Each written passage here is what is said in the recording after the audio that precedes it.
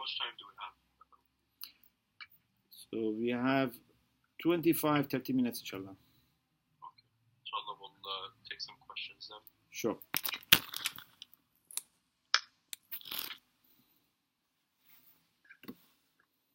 Right. So the first question here is a question about social wilayah. Yes. Question is Assalamu alaikum. Alaykum assalam. I had the privilege of discussing this with other students, and one of the questions that arose was, has this concept been discussed amongst other ulama? Is there wide acceptance of it among them? I personally like the idea very much and have started following it in my life. But clearly it is a new concept that is not common ground yet. People find it difficult to believe in the concept, especially when it is connected with something so emotionally strong. When kuntu mawla, everyone I speak to wants to ensure we are not making a mistake, not deviating from the right path by mistranslating the word mawla. Hence this question. Wassalam. Alaykum assalam.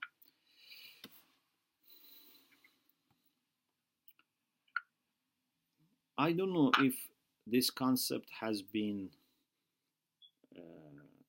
clearly mentioned by other scholars, but the evidence is so much and so clear that in my experience I have talked to many people, including scholars, ulamas.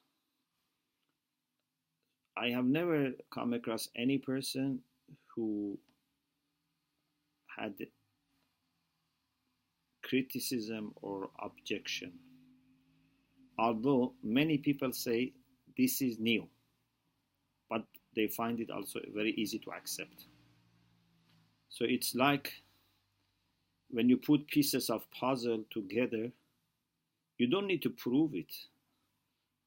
Just by putting them together, when they can see the picture, then say, oh, this makes lots of sense.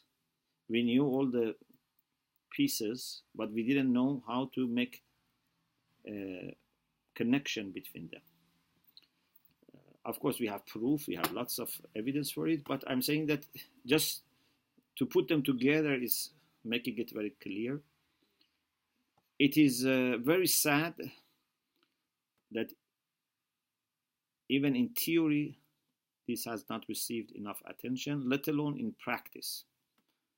But it's never late, inshallah, if we work on it by educating ourselves and people about it, and then taking practical steps for establishing this, then we can make real progress. This is very important aspect of being a Shia, a true follower of Ahlul Bayt, and being able to pave for the coming of Imam Mahdi Ajjalallahu Ta'ala Farajahu Sharif. May Allah inshallah help us all to fulfill our responsibilities, especially when it comes to establishing a strong bonds of wilayah, inshallah. Next question is it's asking, is the ayah about asking to praise Muhammad applicable to him as well? Does he make salawat on himself? You mean إن الله وملائكته يصلون على النبي يا أيها الذين آمنوا صلوا عليه وسلموا تسليما? Yeah, I think that's the meaning. It seems so, because this is not a matter of personal glory. When it comes to realities, everyone should accept. For example, we believe in what has been revealed to the Prophet, but also the Prophet has to believe in that. آمن الرسول بما أنزل إليه من ربه. So he believed in the revelation. We also believe in the revelation. He had to believe that he was a prophet, and we have to believe he was a prophet. These are not things that you can compromise, or you say, okay, out of humbleness or humility, it's better not to mention it.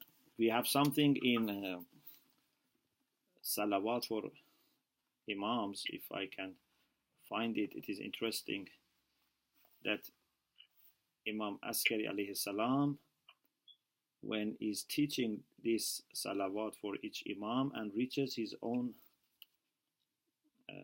term, if I can find it. So he says basically that had it not been that I have to teach and to explain it to this, I would not have mentioned this, because it's difficult for imam, to say how to say salawat to him. But they have to do it. They cannot hide this. If someone can find salawat for all the imams, then inshallah I can say exactly what imam says. But this is the idea, that when he reaches himself, he says that if it was not that I have to explain this, I would have not said this. Maybe we continue, and inshallah someone can find or share it, or I will inshallah find it later. Yes.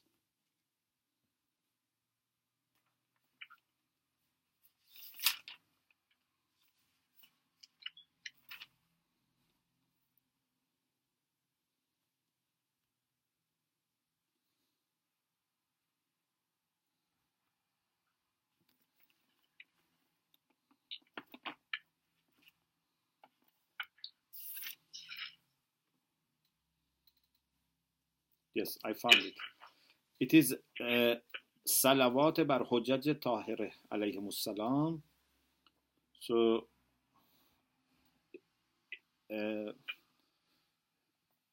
narrator says when Imam Askari mentioned the salutations for his fathers and reached his own term, he was silent.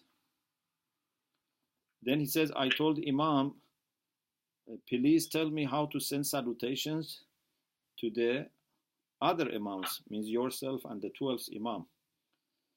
And then Imam said, had it not been that this is one of the ma'alimuddin, one of the doctrines of religion, and Allah has said that we have to deliver it to its people, I didn't like to mention it, and I would have preferred to be silent.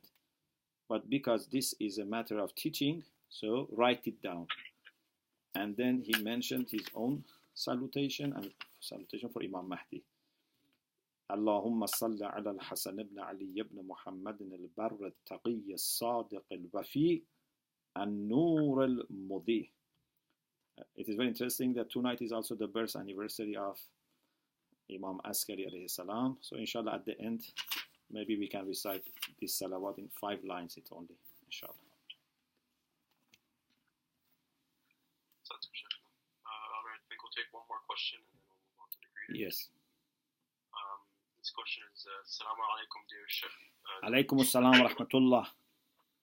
Regarding the concept of discipleship, there is a beautiful yet intriguing passage in the Holy Quran in Surah Al-Kahf from ayah 65 to 82. Could you explain what did Prophet Musa alayhi salam see in Al-Khidr alayhi salam, which incited him to request to be his disciple? Furthermore, Prophet Musa seems to retain a strong conviction in Al-Khidr despite 3 shocking events, of which even one would have been enough to break the trust of any student in his or her teacher. Therefore, what element reaffirmed the trust of Musa in Khidr after the incident on the ship, or even more so after the killing of the seemingly innocent child? Sorry, what? Please repeat the last sentence. What? What element reaffirmed the trust of Musa in Khidr after the incident on the ship, or even more so after the killing of the seemingly innocent child? Despite witnessing each of these terrible incidents, Musa a.s. does not revolt and abandon Khidr. Neither does he demand immediate explanation. Rather, he asks forgiveness and requests to be kept as a student. Could you please explain this passage as pertaining to discipleship from the viewpoint of the Quran? Simply, Musa alayhi salam said, is it possible that I follow you, أتبعك على أن تعلمني مما علمت الرشد. I follow you so that you teach me what you have been taught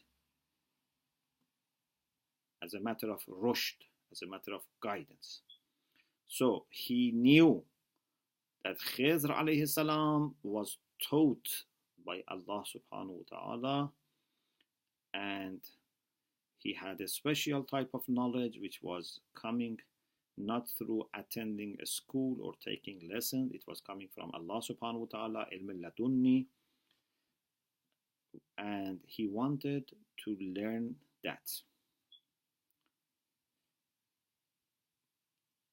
He knew that Khidr has such knowledge, but it was not easy to just see what he is doing. Every time he was seeing something unexpected, it was like a shock for Musa alayhi salam, and maybe he could not keep himself together without asking for explanation. It's good to ask for explanation, but for people who have conventional knowledge, I always say that we, ordinary people, should have explanation for everything that we believe. I cannot tell you, just believe in me, accept from me. I don't know what's the reason for it, but you believe in me, you accept me. Or I say I have come to this certainty, but I am not happy to discuss. No.